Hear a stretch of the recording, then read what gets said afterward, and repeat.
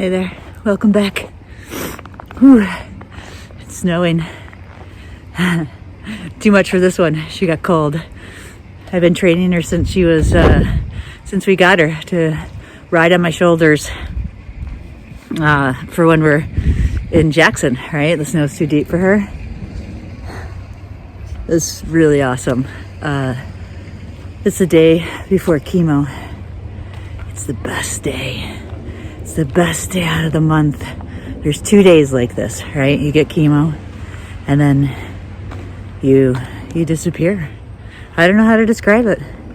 Can't concentrate to read, watch TV, can't finish a thought, can't remember what you did 5 minutes ago. And if you ask me anything about chemo week, I honestly couldn't tell you.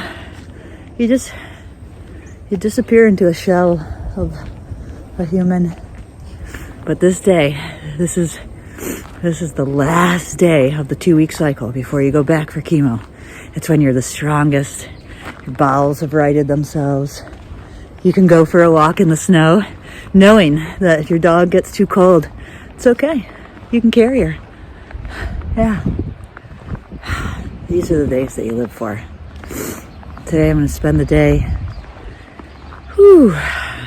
enjoying my body and doing some things to keep my mind in check.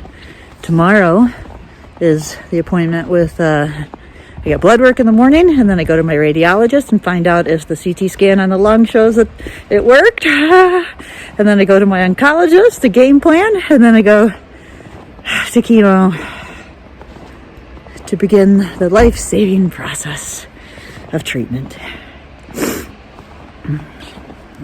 Well, I'm gonna head inside and drop this one off. Now I get to shovel. Another glorious thing that I'm just marveling at that I'm strong enough to do.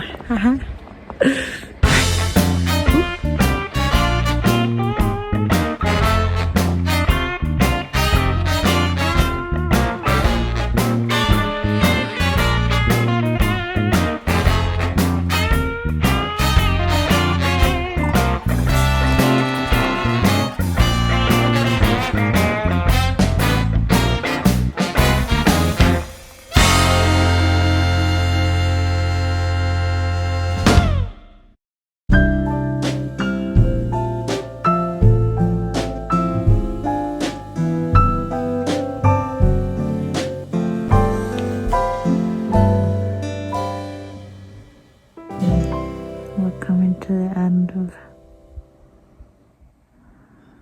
the wild ride of 24 hours of before and after.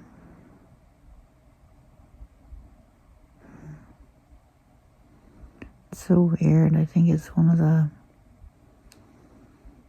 hardest things mentally. It's this cycle that you're on, right? Yeah. The last day of the 2-week cycle, the last day, it's the farthest that you've gotten away from chemo. A lot of times my body's come back online, it's strong, and I can think, I can read, I feel human.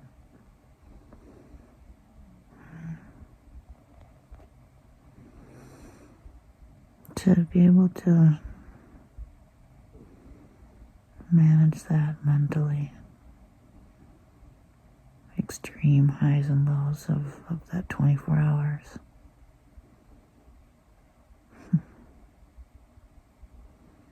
I'm always going into chemo with a fear of, I'm afraid you'll get lost in it, right? I mean, you can see the difference.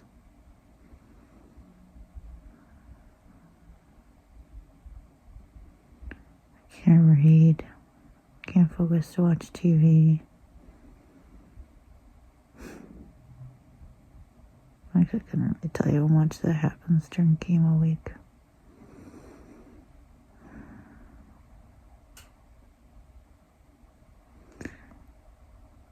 but I did see my doctor today and I got my test results.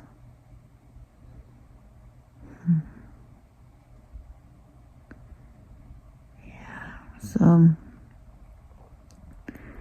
a couple of the lesions grew. Just, I don't know, they say a little bit, but what does that mean? You know, something's 3 millimeters and it grows to 4 millimeters. That's a 25% increase.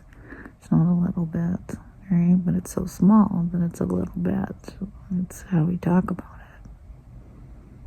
it. You know, and how do you mitigate that?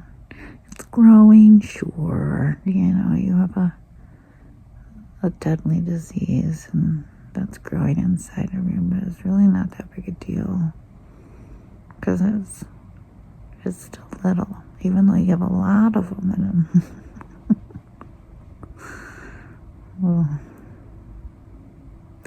but it is okay. The lesions that the radiologist actually did the work on, they're getting smaller. They're shrinking. And we don't know if this will work or not. We don't know if it'll, I'm pretty sure it'll come to it, but I have one lesion in my lungs that the position of this lesion, it's the largest one, a couple centimeters, but where it is, it's basically right next to my heart. And the pathway from my heart to the lungs. And so, because of its location, radiation at first was taken off the table because if they radiate it, it could create scar tissue, and I won't be breathing. So there's that. And then there's also, it's next to the heart. It's heart damage. So they originally, when they first looked at this, my radiologist, we had that conversation where he told me he could only go so far. There was so much he could do. He doesn't have the cure for me. And we agreed that's okay. He's helping me move forward, and that's worth gold, psychologically. But today, because I can't find a surgeon that was willing to remove it, he said he'd be willing to take the chance if I wanted to. We're not there yet. He doesn't believe it. He wants to keep working on all the little ones. And then someday we'll talk about that one, but it's the one lesion that everyone has looked at this whole time. My oncologist just says it's not worth going in on the lungs. You're never going to succeed because of where this one's located, and maybe that'll be true, but Dr. Kim's going to let me try.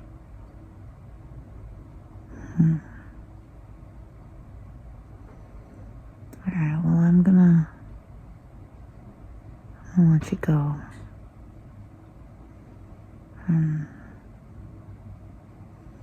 I'll see you on the other side.